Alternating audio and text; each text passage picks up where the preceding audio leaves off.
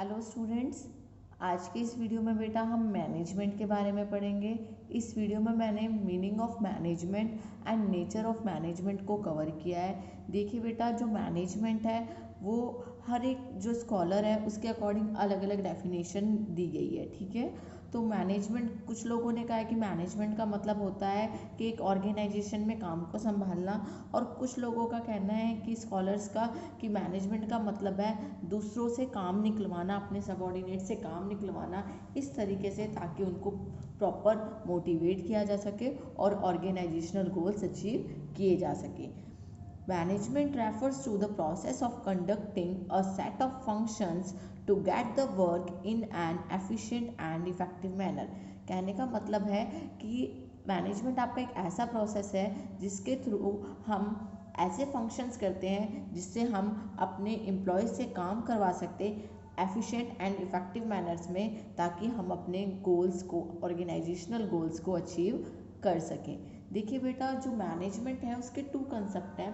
एक है हमारा ट्रेडिशनल कंसेप्ट और एक है हमारा मॉडर्न कंसेप्ट। देखिए बेटा, वर्ड से क्लियर हो रहा है। ट्रेडिशनल कंसेप्ट मतलब जो पुराने टाइप में हमारा कंसेप्ट था, पुराने टाइम में माना जाता कि था कि जो मैनेजमेंट है उसका मतलब है दूसरों से काम निकलवाना। It means management is a technique of getting task done by others in management. ठीक है बेटा, बट ये जो टेक्निक है इसमें क्या किया जाता था कि जो दूसरे आपके सबॉर्डिनेट्स होते थे, जो आपके अंडर काम करते थे, उनसे काम करवाया जाता था। According to Mary Parker, management is the art of getting things done through others. But बेटा, जो आपका ट्रेडिशनल पॉइंट ऑफ व्यू है वो अब जो है वो सक्सेसफुल नहीं हो सकता, क्योंकि आज के टाइम में किसी भी पर्सन से फोर्सफुली काम करवाना पॉसिबल नहीं है। ठीक है, it is not possible to get things done from others by force. It doesn't define the functions of management. इसके अलावा जो ट्रेडिशनल कंसेप्ट है उसने ये कभी नहीं बताया कि फंक्शंस कौन से हैं मैनेजमेंट के। उसने सिर्फ इतना ही बोला कि मैनेजमेंट का मतलब है दूसरों से काम करवाना, ये एक कला है जिसके थ्रू हम दूसरों से अपना काम करवाते हैं। बट लेकिन बेटा, आज के टाइम में आप तब तक खुद एफर्ट्स नहीं डालेंगे तब तक कोई और इंसान भी नहीं डालता है। इसीलिए दूसरों से काम निकलवाना फोर्सफुली आज के टाइम में पॉसिबल नहीं है। इसीलिए ट्रेडिशनल कंसेप्ट को धीरे धीरे हम लोग छोड़ते जा रहे हैं। अगर हम बात करें मॉडर्न कंसेप्ट की, तो according to this concept, management is such a process under which such an environment is created and maintained in which individuals make efforts together with cooperation and coordination to achieve some specific objective efficiently and effectively।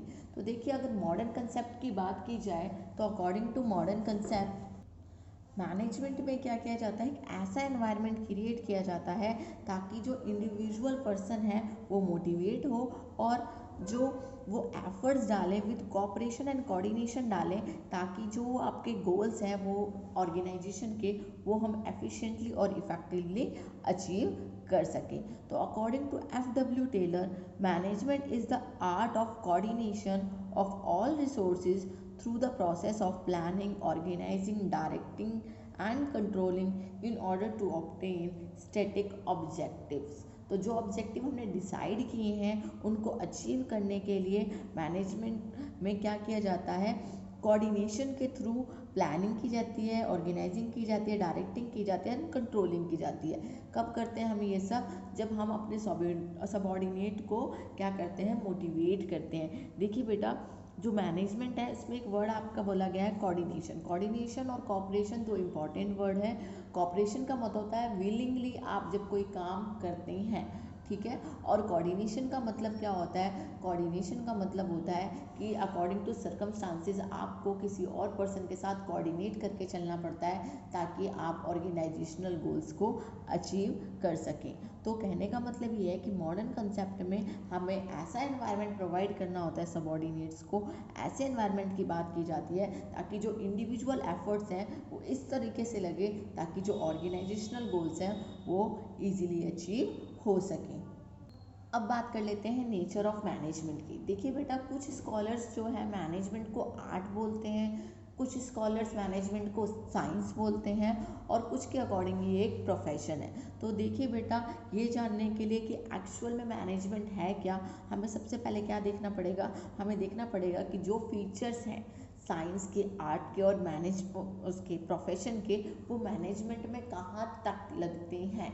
यानी कि कहने का मतलब है कि अगर science के जो फीचर्स हैं वो मैनेजमेंट में कितने हैं, आर्ट के फीचर्स मैनेजमेंट में कितने हैं, प्रोफेशन के फीचर मैनेजमेंट में कितने हैं, उसके अकॉर्डिंग ही हम डिसाइड कर पाएंगे कि जो मैनेजमेंट है वो ये सब चीज़ें हैं या नहीं है। अगर हम सबसे पहले बात करें मैनेजमेंट एज अ साइंस, तो हमें पता होना चाहिए कि साइंस क्या होती है। तो science refers to that systematic knowledge which is required on the basis of observation and experiment and verification of this knowledge is possible। देखिए, साइंस का मतलब यही होता है कि एक सिस्टमैटिक नॉलेज होती है, ठीक है, किसके बेस पे निकालते हैं हम, एक्सपेरिमेंट के बेस पे निकालते हैं, ऑब्जर्वेशन के बेस पे निकालते हैं, और उस नॉलेज को हम क्या कर सकते हैं, वेरीफाई कर सकते हैं। अब बात करें कि फीचर्स क्या हैं साइंस के, तो ये एक सिस्टमैटिक बॉडी ऑफ नॉलेज है, ठीक है। Principles of science develop on the basis of continue observation, हम कंटिन्यूसली ऑब्जर्व करके ही प्रिंसिपल्स बनाते हैं साइंस के। प्रिंसिपल्स और साइंस जो है आपके वो एग्जैक्ट है और यूनिवर्सल है। इसमें कॉज एंड इफेक्ट रिलेशनशिप की बात की जाती है। प्रिंसिपल ऑफ साइंस जो होते हैं वो वेरीफाई किए जाते हैं। किस में वेरीफाई किए जाते हैं बेटा, इन लैब्स वगैरह में। इन जो प्रिडिक्शन है can be made on the basis of principles of science, हम प्रिडिक्शंस कर सकते हैं। अगर हमने साइंस के प्रिंसिपल्स बनाए हैं तो उसके अकॉर्डिंग हम फ्यूचर प्रिडिक्शन भी कर सकते हैं। अब ये तो बात हो गई है फीचर्स ऑफ साइंस की। अब हम टेस्ट करते हैं कि जो ये साइंस के फीचर्स हैं वो मैनेजमेंट में कहाँ तक अवेलेबल हैं। तो सबसे पहले बात कर लेते हैं हम सिस्टमैटिक बॉडी ऑफ नॉलेज। देखिए बेटा, जो साइंस है वो आपको पता है एक सिस्टमैटिक बॉडी ऑफ नॉलेज है, उसी की तरह जो मैनेजमेंट है वो भी आपकी सिस्टमैटिक बॉडी ऑफ नॉलेज ही है, क्योंकि जो मैनेजमेंट है वो भी आपकी सिस्टमैटिक और ऑर्गेनाइज स्टडी है, ठीक है। उसमें भी आप कुछ समझते हैं, सामने वाले के ह्यूमन बिहेवियर्स को समझते हैं। तो ये आपकी क्या है, ये भी आपकी एक सिस्टमैटिक बॉडी ऑफ नॉलेज है, जिसके थ्रू आप एक मैनेजर क्या करता है, अपने जो सबऑर्डिनेट्स हैं उनको मोटिवेट करने की कोशिश करता है, उनसे काम करवाने की कोशिश करता है एफिशिएंटली एंड इफेक्टिवली। सो जो फर्स्ट फीचर है साइंस का वो मैनेजमेंट में भी प्रेजेंट है। उसके बाद जो सेकंड फीचर है देखिए वो है principle based on repeated experiment. देखिए, हम जानते हैं कि हम साइंस में बार बार एक्सपेरिमेंट करते रहते हैं और अपने रिजल्ट निकालते रहते हैं। जैसे साइंस में आप बार बार एक्सपेरिमेंट करके रिजल्ट निकालते हो, ऐसे ही जो प्रिंसिपल्स ऑफ मैनेजमेंट है वो भी बेस्ड होते हैं किस पे, रिपीटेड एक्सपेरिमेंट्स पे। जो मैनेजर्स होते हैं वो भी क्या करते हैं, जैसे हम साइंस में टेस्ट करते हैं ना, अलग अलग एक्सपेरिमेंट करके देखते हैं, उसी तरह मैनेजर्स भी जो है वो डिफरेंट प्रिंसिपल्स को डिफरेंट ऑर्गेनाइजेशन में लगा के देखते हैं, डिफरेंट प्लेस पे लगा के देखते हैं और डिफरेंट सिचुएशन में लगा के देखते हैं कि ये जो प्रिंसिपल है वो सब जगह यूज़ होगा या नहीं होगा। जैसे साइंस में हम एक्सपेरिमेंट्स कर करके देखते हैं, रिजल्ट तैयार करते हैं, इसी तरह से जो मैनेजमेंट होता है उसमें मैनेजर भी क्या करता है, जो प्रिंसिपल उसने बनाया है उसको डिफरेंट ऑर्गेनाइजेशन में, डिफरेंट प्लेसेस पे और डिफरेंट कंडीशंस पे लगा के देखता है। अब अभी तो आप बहुत छोटी क्लास में, जैसे 12th में जब आप बीकॉम एमकॉम में पहुंचेंगे तो आप हॉथॉर्न्स एक्सपेरिमेंट के बारे में पढ़ेंगे। मोटिवेशन की थ्योरी दी थी उसने कि किस तरह से ये उसने एक्सपेरिमेंट किया था और बताया था कि जो मैनेजमेंट है वो एम्प्लॉयज़ को इन्फ्लुएंस करती है ताकि वो अपना बेस्ट रिजल्ट दें, ठीक है। तो इसलिए हम कह सकते हैं कि जो एक्सपेरिमेंट वाली बात है वो भी आपके मैनेजमेंट में अवेलेबल है। उसके बाद बात हो रही है कंटिन्यू ऑब्जर्वेशन की। देखिए बेटा, अभी हमने पढ़ा भी था कि साइंस का फीचर है कि इसमें क्या होता है, कंटिन्यूसली हमें ऑब्जर्व करके देखना पड़ता है। जो आप साइंस में ऑब्जर्व करके देखते हैं कंटिन्यूसली, ठीक है, वैसे ही जो है मैनेजमेंट में भी मैनेजर जो है वो कंटिन्यू ऑब्जर्वेशन के बेस पे ही प्रिंसिपल बनाता है, ठीक है। क्यों? क्योंकि वो देखता है कि जैसे जो उसका स्टाफ है या जो एम्प्लॉयज़ है या जिस पे वो एक्सपेरिमेंट कर रहा है तो उनको क्या करता है, कंटिन्यूसली ऑब्जर्व करता है। जो स्कॉलर्स हैं आपके, उन्होंने भी उनको एक्सपेरिमेंट करके देखा है, कंटिन्यूसली ऑब्जर्व किया है एम्प्लॉयज़ को डिफरेंट सिचुएशन में। सो ये जो फीचर है आपका साइंस का, ये भी मैनेजमेंट में अवेलेबल है। फिर बात हो रही है कॉज एंड इफेक्ट रिलेशनशिप की। देखिए बच्चा, कॉज का मतलब क्या होता है, कारण, और इफेक्ट का मतलब होता है कि जो उस पर प्रभाव पड़ेगा। ठीक है, तो जैसे हमने जानते हैं कि जो साइंस है उसमें किसी न किसी वजह से सामने वाली चीज़ पे इफेक्ट पड़ता है। जैसे देखिए, हम जानते हैं कि आपका हमने एग्जांपल पहले भी लिया था कि अगर हमें टेस्ट करना है कि जो आपका वो है लिटमस पेपर है, उस पर टेस्ट करना है कि ये एसिड है बेस है, तो हमें पता होता है कि अगर एसिड गिरेगा लिटमस पेपर पे तो वो जो है लिटमस पेपर रेड हो जाएगा, और बेस गिरेगा तो वो ब्लू हो जाएगा, है ना। तो कॉज क्या हुआ, हमारा कॉज ये हुआ कि हमने देखा जो आपका एसिड है वो हमारा कॉज हो गया, ठीक है, और जो लिटमस पेपर का चेंज हुआ कलर रेड, वो हमारा इफेक्ट हो गया। ठीक है, तो साइंस में तो हमने टेस्टिंग करके देख ली, इसी तरह से आप मैनेजमेंट में भी करते हैं। देखिए कैसे करते हैं, जैसे मान के चलिए आपका कोई एम्प्लॉय है, अगर आप उसको सेटिस्फैक्शन के लिए सैलरी प्रॉपर दे रहे हैं, इंसेंटिव्स दे रहे हैं, ठीक है, आप उसको टाइम टू टाइम उसका डेवलपमेंट पे ध्यान दे रहे हैं, तो उससे क्या होगा, उसकी जो परफॉर्मेंस है उसमें डे बाय डे इम्प्रूवमेंट होगी। बट उसी जगह अगर आप उसके चाहे वो जितना मर्जी काम कर ले, आप उसको अभी भी डांट ही रहे हैं, या फिर आप उसके आप प्रमोट नहीं कर रहे हैं उसको, उसके जो एफर्ट्स है उसको अप्रिशिएट नहीं कर रहे हैं, तो कहीं ना कहीं वो डीमोटिवेट होगा ही होगा। तो कहने का मतलब ये है कि जैसे साइंस में आपका कॉज एंड इफेक्ट रिलेशनशिप होती है ना, वैसे ही आपकी मैनेजमेंट में भी कॉज एंड इफेक्ट रिलेशनशिप होती है। तो यानी कि ये भी फीचर्स में प्रेजेंट है। अब बात कर लेते हैं यूनिवर्सल वैलिडिटी की। देखिए बच्चा, यूनिवर्सल वैलिडिटी ये फीचर आपके सिर्फ साइंस में होता है।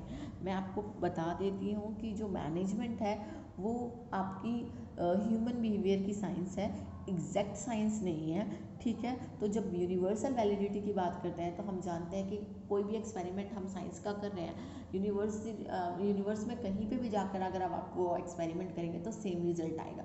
लिटमस पेपर का लगा लो, या फिर आप कोई और एक्सपेरिमेंट कर रहे हो, जैसे किसी आप जिंक कॉपर का कर रहे हैं, सॉल्यूशन टेस्ट कर रहे हैं, या कुछ भी कर रहे हैं, तो रिजल्ट हर जगह सेम ही आएगा, है ना। बट लेकिन ऐसा पॉसिबल नहीं है किसमें, मैनेजमेंट में, क्योंकि बेटा मैनेजमेंट में आप ह्यूमन बिहेवियर टेस्ट करते हैं, और आप सब जानते हैं कि जो ह्यूमन बिहेवियर है ना, वो अलग अलग सिचुएशन में अलग अलग होता है, सेम ह्यूमन बिहेवियर नहीं हो सकता। इसीलिए जो ये आपका फीचर है ना यूनिवर्सल वैलिडिटी का, ये प्रेजेंट नहीं है मैनेजमेंट में। सो देखिए आप, the principles will give same result when used at different places in science, okay, but management principle are not exact like scientific principle, their application and use is not universal। ठीक है, क्यों नहीं होते universal, क्योंकि हम इसमें human behaviour test करते हैं, और ह्यूमन बिहेवियर सेम नहीं होता, ठीक है, हमेशा। उसके बाद बात हो रही है रेप्लिकेशन। रेप्लिकेशन का मतलब होता है कि जैसे मान के चले दो साइंटिस्ट हैं और वो सेम डाटा पे वर्क कर रहे हैं, तो जो उनका रिजल्ट निकलेगा ना, वो भी सेम ही निकलेगा साइंटिफिक में, ठीक है, आप साइंटिफिक प्रिंसिपल्स की बात कर रहे हैं तो। बट जो आपका ये एक्सपेरिमेंट है, ये मैनेजमेंट में पॉसिबल नहीं है। मैनेजमेंट में पॉसिबल क्यों नहीं है बेटा, क्योंकि देखिए बच्चा, आपको दो ग्रुप दे दिए हैं, ठीक है, और दो ग्रुप में आप मैनेजर है, और आपको बोला गया कि आप इनका जो है ऑब्जर्वेशन करिए और रिजल्ट निकालिए, तो उनका रिजल्ट सेम नहीं निकलेगा, क्योंकि बेटा जो ह्यूमन बिहेवियर होते हैं वो डिफरेंट सिचुएशन में डिफरेंटली रिएक्ट करते हैं, वो सेम नहीं होते। सो इसका रीज़न क्या है कि human beings do not react similarly at different time. तो ये वाला फीचर जो है वो भी प्रेजेंट नहीं है मैनेजमेंट में। अब बात कर लेते हैं प्रिडिक्शन की। प्रिडिक्शन का मतलब होता है फ्यूचर इवेंट्स के बारे में प्रिडिक्ट करना। तो देखिए बच्चा, जो प्रिडिक्शन आप फ्यूचर इवेंट्स की करते हैं वो आप कर सकते हैं किसमें, साइंस में, बट आप मैनेजमेंट में भी कर सकते हैं, बट मैनेजमेंट में जो है वो इतना एग्जैक्ट आंसर नहीं निकलेगा जितना कि साइंस में निकलता है। सो लिखा हुआ भी है, prediction about future events can be made in management but it can not be certain and completely true as the prediction of natural science. तो ये वाला फीचर भी इसमें अवेलेबल नहीं हुआ। तो कंक्लूजन में आप क्या कहेंगे, कंक्लूजन में आप कहेंगे कि जो मैनेजमेंट में उसमें कुछ फीचर साइंस के हैं, नो डाउट, जैसे प्रिंसिपल्स ऑफ मैनेजमेंट है वैसे प्रिंसिपल ऑफ साइंस है, तो कुछ फीचर्स तो इसमें प्रेजेंट है, बट लेकिन ये जो फीचर्स हैं ये इसको हम पूरी तरह से प्योर साइंस नहीं कह सकते मैनेजमेंट को। हम कह सकते हैं कि जो मैनेजमेंट है वो साइंस ऑफ ह्यूमन बिहेवियर्स है, but it is not an exact science. Exact science नहीं है, फिजिक्स केमिस्ट्री की तरह नहीं है कि आपके रिजल्ट हमेशा सेम ही निकलेंगे। नेचुरल साइंस नहीं है, ठीक है, क्योंकि हम इसमें बात करते हैं कि इसकी सिर्फ और सिर्फ ह्यूमन बींग्स की बात हो रही है, उसके बारे में हम डिटेल जानते हैं, तो हम उसके बारे में करेक्ट जो है प्रिडिक्शन नहीं कर सकते हैं, क्योंकि ह्यूमन बिहेवियर हो सकता है कभी अलग कुछ हो कभी कुछ हो, क्योंकि उनके मूड्स पे भी डिपेंड करता है ना। और इसके अलावा एक और बात ये है कि जो आपके मैनेजमेंट के प्रिंसिपल्स हैं वो आप वेरीफाई नहीं कर सकते लैब्स में। हमने पढ़ा था अभी लैब टेस्टिंग होती है साइंस में जब हम कुछ करते हैं एक्सपेरिमेंट्स को, बट लेकिन जो प्रिंसिपल्स ऑफ मैनेजमेंट है वो आपके लैब टेस्टिंग नहीं हो सकती। इसलिए हम कह सकते हैं कि जो मैनेजमेंट है वो आपकी इनएग्जैक्ट साइंस है, ना कि natural science. It is a behavioural science, social science, but not natural science. अब ये देख लेते हैं कि मैनेजमेंट जो है वो आर्ट है या नहीं। देखिए बच्चा, आर्ट का मतलब क्या होता है? The expertise for achieving objectives by using knowledge, information, skill, experience, intelligence etcetera is known as art. तो क्या होता है कि जब हमें कोई गोल अचीव करने होते हैं, वो हम कैसे अचीव करते हैं? खुद की नॉलेज से, इंफॉर्मेशन से, स्किल से, एक्सपीरियंस से, इंटेलिजेंस से। तो जब हम कोई स्पेसिफिक टास्क करते हैं इनके थ्रू, तो वो हमारी एक आर्ट कहलाती है। जैसे देखिए, आपकी आर्ट किस किस की हो सकती है? जैसे कि आप बहुत अच्छी ड्राइंग बनाते हैं तो वो भी आपकी एक आर्ट है। आप बहुत अच्छा डांस करते हैं, आपके मूव्स बहुत अच्छे हैं, तो वो भी एक आर्ट है। आप जो है किसी को हंसाते हैं, है ना, और आप कुछ ऐसा एक्ट करते हैं कि बिना बोले ही लोग जो हैं वो आपकी सारी बातें समझ जाते हैं, तो वो भी एक आर्ट है। क्लियर? तो अब आर्ट के फीचर क्या होते हैं? ये बेस्ड होता है पर्सनल स्किल पे। हर किसी की पर्सनल स्किल होती है, उस स्किल का आप प्रैक्टिकल यूज़ करते हैं, रिजल्ट ओरिएंटेड होती है, इसमें क्रिएटिविटी होती है, और परफेक्शन आता रहता है किसके थ्रू? प्रैक्टिस के थ्रू। अब देख लेते हैं कि ये जो फीचर हैं वो आपके मैनेजमेंट में अवेलेबल है या नहीं है। फर्स्ट है बेस्ड ऑन पर्सनल क्वालिटीज़। देखिए बच्चा, जो आपके मैनेजमेंट में आप मैनेजर की बात करें तो हर मैनेजर की पर्सनल क्वालिटीज़ होती है कि वो कैसे अपने सबऑर्डिनेट्स को, अपने एम्प्लॉयज़ को हैंडल करेगा, ठीक है, कैसे वो डिफरेंट सिचुएशन में रिएक्ट करेगा, कैसे वो डिफरेंट या कॉम्प्लेक्स आपकी प्रॉब्लम्स है उनको फेस आउट करेगा, रिजल्ट पे पहुंचेगा। तो ये सारी क्वालिटी आपके मैनेजर में होती है। तो इसलिए हम कह सकते हैं कि जो ये फीचर है आर्ट का, कौन सा? पर्सनल क्वालिटी का, वो आपके मैनेजमेंट में अवेलेबल है। देन है प्रैक्टिकल एप्लीकेशन ऑफ नॉलेज। देखिए बच्चा, जो आपका मैनेजर है अगर उसको नॉलेज है किसी चीज़ की, ठीक है, और अगर वो उसको अपनी डेली लाइफ में यूज़ करता है कि आप देखिए उसने कुछ पढ़े हैं थ्योरीज मैनेजर्स ने, अब उन थ्योरीज को वो अपनी मैनेजमेंट में यूज़ करता है, अपनी ऑर्गेनाइजेशन में लोगों को मोटिवेट करने में यूज़ करता है, कोऑर्डिनेशन में यूज़ करता है, तो इट मीन्स कि वो अपनी नॉलेज क्या कर रहा है? प्रैक्टिकल यूज़ कर रहा है। तो अब हम कह सकते हैं कि जो प्रैक्टिकल एप्लीकेशन ऑफ नॉलेज है ये हम मैनेजमेंट में भी करते हैं, तो इसलिए ये वाला फीचर भी मैनेजमेंट में अवेलेबल है। फिर है परफेक्शन थ्रू रेगुलर प्रैक्टिस। तो देखिए बेटा, जैसे मैंने आपको बताया आर्ट में आप किसी भी काम को आप कंटिन्यूसली करते हैं तो आप उसमें परफेक्ट होते जाते हैं, ऐसा ही आपकी मैनेजमेंट में होता है। मैनेजर जब लोगों को, आपके एम्प्लॉयज़ को धीरे धीरे धीरे आप मोटिवेट करना सीखता है, कंट्रोल करना सीखता है, डायरेक्ट करना सीखता है, तो कहीं ना कहीं उसमें वो परफेक्शन वाली बात आती रहती है, और वो भी धीरे धीरे अपनी स्किल्स को और इम्प्रूव करता है। किसके थ्रू? अपने एक्सपीरियंस के थ्रू और प्रिंसिपल्स ऑफ मैनेजमेंट के थ्रू।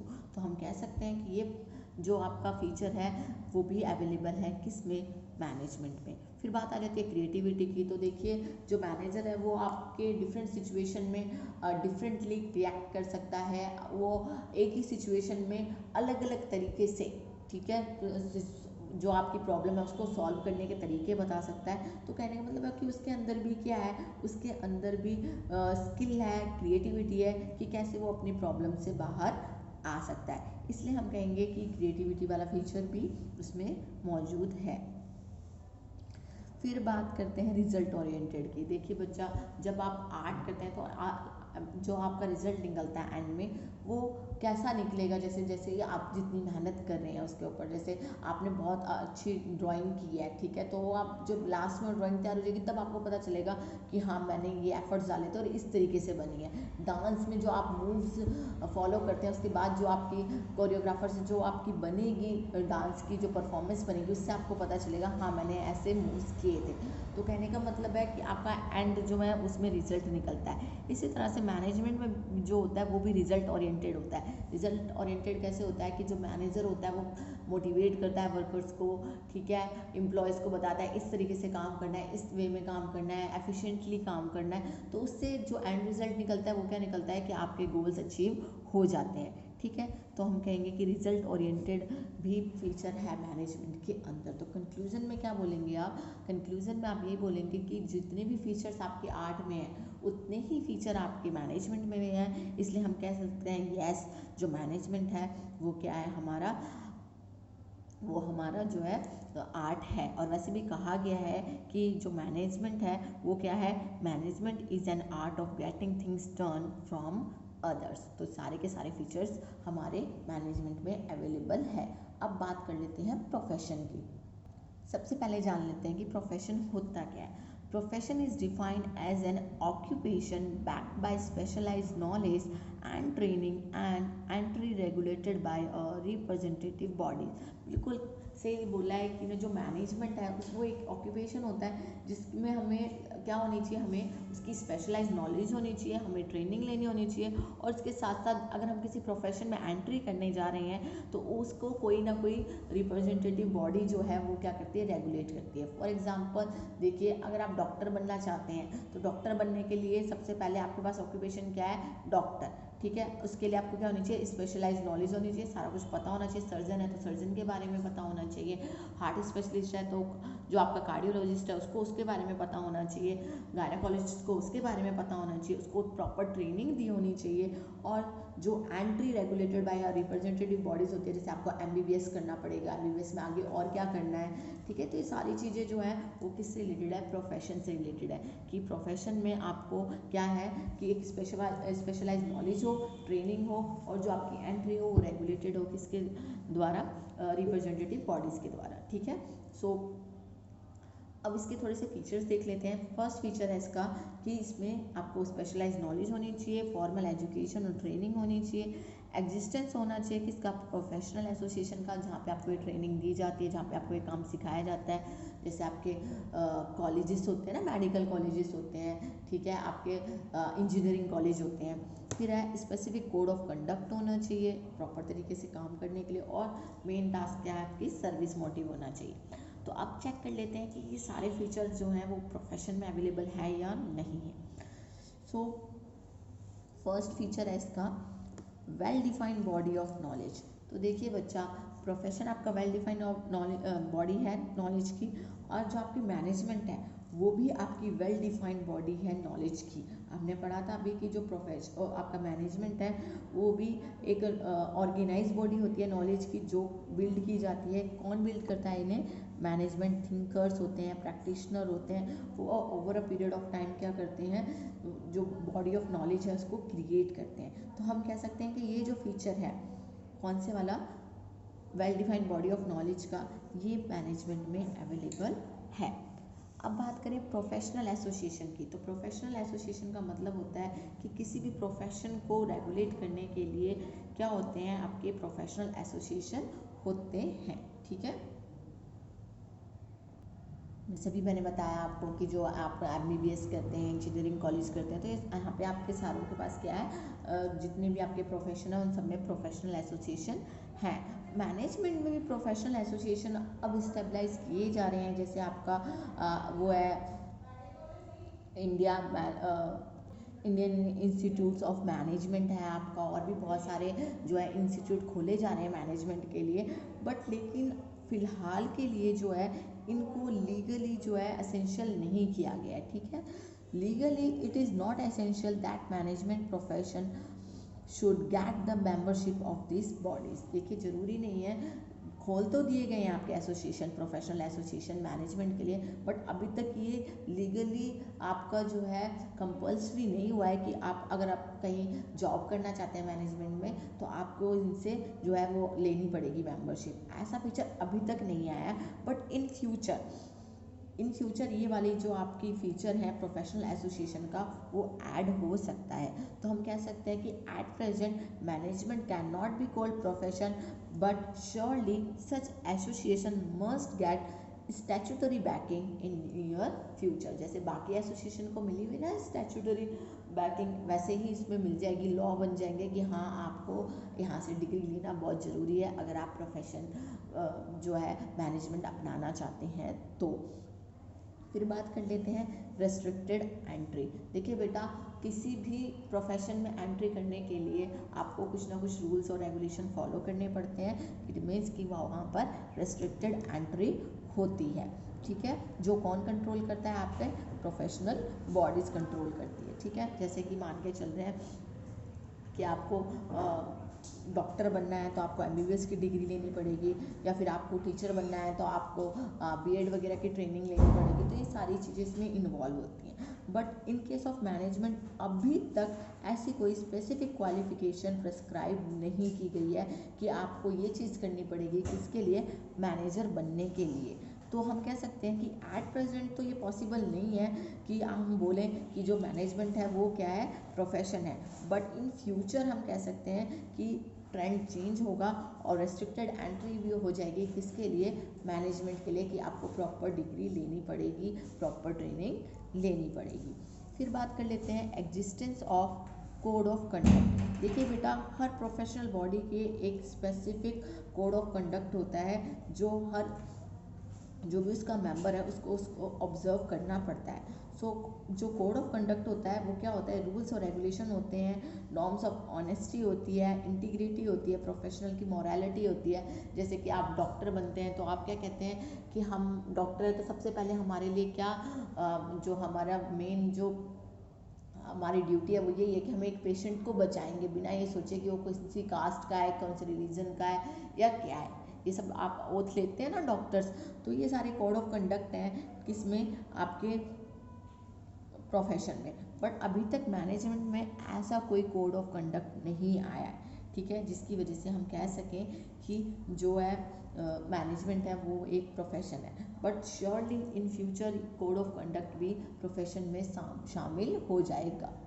फिर बात कर लेते हैं सर्विस मोटिव की। देखिए तो बच्चा, जो आपका कोई भी प्रोफेशन होता है उसमें आपका जो मेन आपका मोटिव होता है वो यही होता है कि आपको सर्विस प्रोवाइड करनी है किसको? सोसाइटी को, ठीक है। जैसे जो डॉक्टर होता है वो सर्विस प्रोवाइड करता है, आपका टीचर सर्विस प्रोवाइड करता है, आपका एडवोकेट सर्विस प्रोवाइड करता है किसको? सोसाइटी को। सारे सर्विस प्रोवाइड करते हैं। तो कहने का मतलब ये है कि जो आपका सर्विस मोटिव होता है वो आपके टॉप मोस्ट होता है कि हाँ आपको सर्विस प्रोवाइड करनी है, ठीक है। तो मैनेजमेंट में भी आजकल यही बात कही गई है कि मैनेजमेंट में सिर्फ जो एक बिजनेस है, अगर आप कोई भी किसी बिजनेस में उसमें मैनेजमेंट कर रहे हैं तो आपका जो मेन टारगेट है वो सिर्फ प्रॉफिट अर्न करना नहीं है, बल्कि आजकल जो आपके मैनेजमेंट में जो बिजनेस में मैनेजमेंट हो रही है उसमें आप सोशल रिस्पॉन्सिबिलिटी लेने को भी तैयार हो जाते हैं कि हाँ हमें सोसाइटी के वेलफेयर के बारे में भी सोचना है, ठीक है। तो बट लेकिन सारे के सारे नहीं तैयार होते हैं, ठीक है। कुछ लोग जो होते हैं वो अब रिस्पॉन्सिबिलिटी लेना स्टार्ट करें कि हाँ हमारी सोशल रिस्पॉन्सिबिलिटी है कि हमें भी सर्विस प्रोवाइड करना है। बट पूरी तरह से ये फीचर भी अवेलेबल नहीं है, बट श्योरली फ्यूचर में भी ये फीचर जो आपका सर्विस मोटिव है वो ऐड हो जाएगा, क्योंकि धीरे धीरे जो आपके बिजनेसमैन हैं वो ये सोच रहे हैं कि सिर्फ प्रॉफिट अर्न करना मेन मोटिव नहीं होना चाहिए, सर्विस मोटिव भी इंक्लूड होने चाहिए हमारे किसमें? मैनेजमेंट में, हमारे बिजनेस में। अब बात कर लेते हैं कंक्लूज़न की। तो कंक्लूज़न से हम ये कह सकते हैं कि जो मैनेजमेंट है वो फ़िलहाल के लिए, ठीक है, फ़िलहाल के लिए क्वालिफाई नहीं करता सारे फीचर्स जो एक प्रोफेशन में होने चाहिए, ठीक है। बट आने वाले टाइम में जो है सारे फीचर्स जो आपके प्रोफेशन के हैं वो मैनेजमेंट में भी होंगे। No doubt specialise knowledge regarding management is available. हम सब जानते हैं कि जो स्पेशलाइज नॉलेज है वो आपकी मैनेजमेंट में भी चाहिए, बट कोई अभी तक प्रोफेशनल एसोसिएशन नहीं बना जो रेगुलेट कर सके मैनेजमेंट को, और अगर बने भी हैं तो उनको इतनी लीगली जो है नहीं दी गई है आइडेंटिफिकेशन कि हाँ आपको ये सारी चीज़ें करनी ही पड़ेगी मैनेजर बनने से पहले। सो अभी तक हम नहीं कह सकते हैं कि मैनेजमेंट जो है वो आपका प्रोफेशन है, बट श्योरली आने वाले टाइम में जो आपकी थिंग्स है वो चेंज होंगी और जो है मैनेजमेंट भी आपका प्रोफेशन बनेगा। सो हम कह सकते हैं कि management is an emerging profession. Emerging मतलब आने वाले टाइम में श्योरली वो क्या बन जाएगा, प्रोफेशन बन जाएगा। तो बेटा ये वीडियो आपकी थी आपको समझाने के लिए कि मैनेजमेंट क्या है और नेचर ऑफ मैनेजमेंट क्या है। देखिए बच्चा, ये सिर्फ आपके 12th क्लास तक ही लिमिटेड नहीं है, आने वाले जितनी भी आप पढ़ाई करेंगे उसमें भी आपकी ये जो नॉलेज है वो काम आएगी। तो आप आई होप कि आपको ये समझ में आए और आप अपने नोट्स अच्छे से तैयार कर सकें। Thank you students.